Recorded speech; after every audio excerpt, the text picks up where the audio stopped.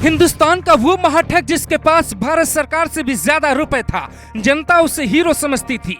वो share market का king था, लेकिन खुद के पैसे से कभी शेयर नहीं खरीदे। आरबीआई तो उसने चूना लगाया। पकड़ा गया तो कहा प्रधानमंत्री को रिश्वत दी है, हमें ऐसे नहीं पकड़ सकते, कहो तो पीएम से बात करा दूं। हर किसी को अमीर बनने की चाहत होती है। जो गरीब है वो लखपति बनना चाहते हैं, जो अमीर है वो करोड़पति अरबपति बनना चाहते हैं। अगर आप भी ऐसी चाहत रखते हैं तो ये कहानी सुनिए, जिसमें 3 किरदार सबसे बड़े हैं। पहला हर्षद मेहता यानी हिंदुस्तान का वो सबसे बड़ा महाठग। दूसरा प्रधानमंत्री पीवी नरसिम्हा राव, जिन पे 1 करोड़ रिश्वत लेने का आरोप लगे। तीसरा शेयर मार्केट, जिसके दम पे ये पूरा खेल रचा गया।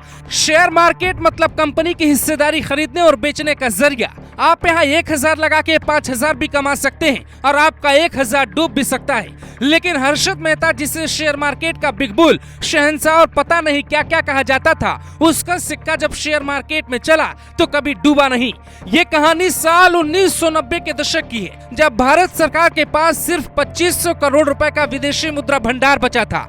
लेकिन हर्षद मेहता के पास अब तक 3000 करोड़ से ज्यादा की संपत्ति हो चुकी थी।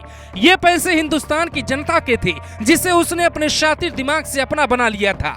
गुजरात के राजकोट में पैदा हुआ हर्षद मेहता ने 8 साल तक छोटी मोटी नौकरियां की। उसके बाद शेयर मार्केट में ब्रोकर की नौकरी करने लगा। कुछ साल बाद ही उसने ग्रो मोर नाम की कंपनी बनाई और फिर खेल शुरू हुआ।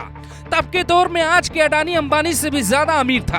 पैसे इतने थे कि जब वो बैंक जाता तो लोग उसकी महंगी गाड़ी देखने के लिए भीड़ लगा देते। जो बैंक आज आपको तमाम कागजात देने के बाद भी लोन नहीं देते, वो हर्षद मेहता को चुटकियों में लोन देते थे, वो भी सिर्फ 15 दिनों के लिए। वो यही पैसा शेयर मार्केट में लगाता और मुनाफा कमाकर उन्हें बैंक को वापस कर देता।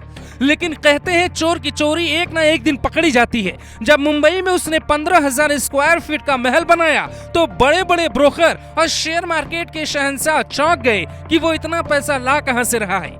जांच हुई तो सारी पोल पट्टी खुल गई। लेकिन रसूख इतना था कि गिरफ्तारी से पहले ही वो जमानत ले लेता था। उसने इतने लोगों को फायदा पहुंचाया था कि लोग उसे हीरो समझते थे। लेकिन कई लोगों की जिंदगी हर्षद मेहता की वजह से बर्बाद हो गई। जब एक बार शेयर मार्केट डूबा तो हर्षद मेहता के कई अपनों ने सुसाइड कर लिया था।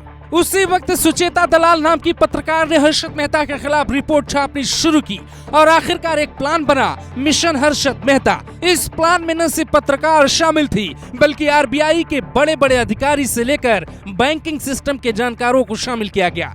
बैंकों से लोन वापस मांगना शुरू किया गया तो उसने आरबीआई के सबसे खास बैंक से ही लोन ले लिया। जब लोन वापस किया तो सीबीआई ने पकड़ लिया। फिर छापेमारी हुई और हर्षद मेहता ने मुंह खोला। वकील राम जेठमलानी ने हर्षद मेहता के साथ मीडिया के सामने आकर कहा, पीएम को 1 करोड़ रुपए की रिश्वत दी है। तब पीएम थे पीवी नरसिम्हा राव। उनका तो राजनीतिक रिटायरमेंट हो गया, लेकिन आरोप बेहद गंभीर थे। इसके बाद नरसिम्हा राव को तो क्लीन चिट मिल गई, लेकिन सियासी गलियारों में सवाल उठते रहे कि क्या पीवी नरसिम्हा राव ने देश के साथ एक बड़ा फ्रॉड किया। हर्षद मेहता के आरोप बेहद गंभीर थी। जांच हुई तो पता चला कि कोई सबूत नहीं मिला और उस वक्त के तत्कालीन पीएम को क्लीन चिट दे दी गई।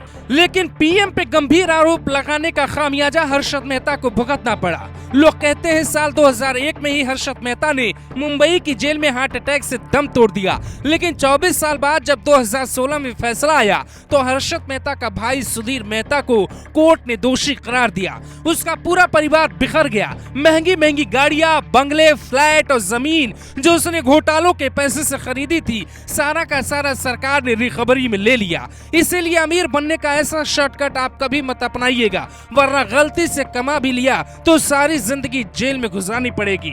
परिवार के साथ समाज क्या करेगा इसका अंदाजा आप नहीं लगा सकते। हर्षद मेहता की कहानी उस वक्त के भारत में जो भी सुनता, लोग उसे अपना हीरो मानते। लोग कहते कि क्या हुआ, उसकी वजह से हमने कमाया है। कहा जाता है कि हर्षद मेहता देश का पहला ठग है जिससे जनता भी प्यार करती थी। लेकिन जब कार्रवाई हुई तो उसके सितारे बिखर गए और आज हर्षद मेहता सिर्फ एक कहानी बन के रह गए। Bureau report, global Bharat TV.